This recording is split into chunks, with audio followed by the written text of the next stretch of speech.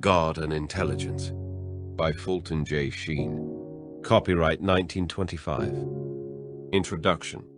In this book, as in the modern world generally, the Catholic Church comes forward as the one and only real champion of reason. There was, indeed, 100 years ago a school of freethinkers which attacked Rome by an appeal to reason. But most of the recent freethinkers are, by their own account, rather than by ours, falling from reason, even more than from Rome. One of the best and the most brilliant of them, Mr. Bernard Shaw, said only the other day that he could never entirely agree with the Catholic Church because of its extreme rationalism. In this perception, he is at least quite rational. That is, as we poor rationalists would say. He is quite right. The Church is larger than the world, and she rightly resisted the narrow rationalists, who maintained that everything in all the world could be approached in exactly the same way that is used for particular material things in this world. But she never said those things were not to be approached, or that reason was not the proper way to approach them, or that anybody had any right to be unreasonable in approaching anything. She defends the wisdom of the world as the way of dealing with the world. She defends common sense and consistent thinking, and the perception that 2 and 2 make 4, and today she is alone in defending them. I remember a romance of a rambling but rather interesting sort, which came out in one of the strange and sensational series that used to be produced by the late W.T. Stead. It began with the incident of a modern skeptical heroine going into a confessional box and telling the priest that she did not believe in his religion.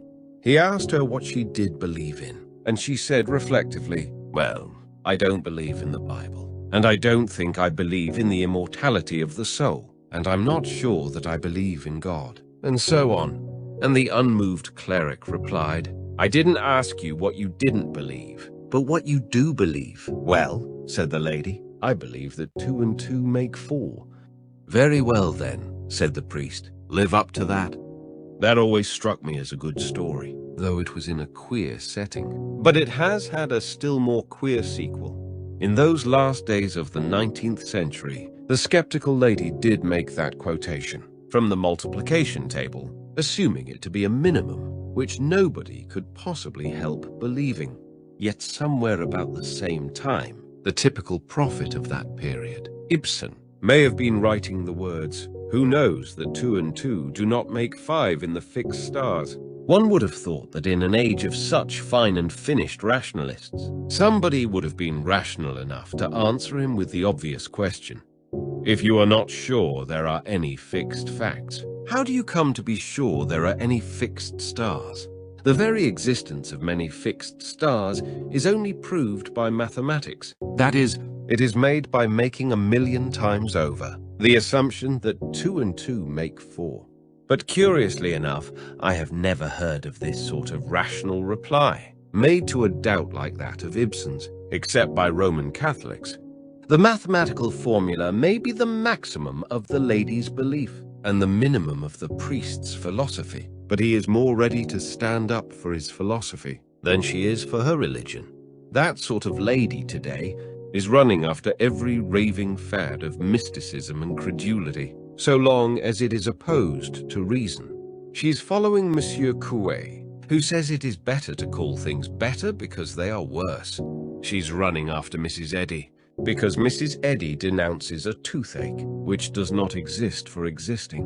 She's running after Professor Einstein, because he is credited with saying that straight lines are crooked, that parallel lines meet, and that a yard may measure more one way than another.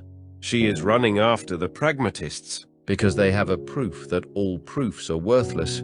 She's running after the Eastern mystics, because they are supposed to say that nothing is good, because it is everything, or else that everything is good, because it is really nothing. But the little priest is still sitting in his confessional box, believing that 2 and 2 make 4, and living up to that. The question to which Dr. Sheen here applies the rational as opposed to the irrational method is the most tremendous question in the world, perhaps the only question in the world. For that reason, I prefer to leave its intrinsic consideration to him, and in these few words of introduction, to deal with the method rather than the subject matter.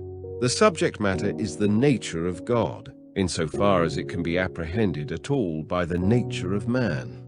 As Dr. Sheen points out, the intellectual purity of the problem itself is much confused nowadays by a sort of sentimental version of the divine dignity of man. As in every other modern matter, the people in question seize on the sentiment without the reason for it. There is nothing particular about the objective anthropoid in a hat, that anybody could be actually forced to regard him as a sacred animal, like a sacred cat or a sacred crocodile. This sentiment is a sediment. It is the dregs of our dogma about a divine origin. They begin by bowing down to man as the image of God, and then forget the God and bow down to the graven image. Similarly, as he also points out, the question of yes and no is weakened with all that wearisome discussion about less and more, which has been made fashionable ever since the old fuss about evolution.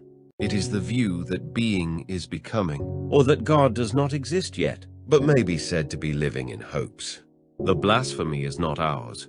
It is enough for us that our enemies have retreated from the territory of reason, on which they once claimed so many victories, and have fallen back upon the borderlands of myth and mysticism, like so many other barbarians with whom civilization is at war.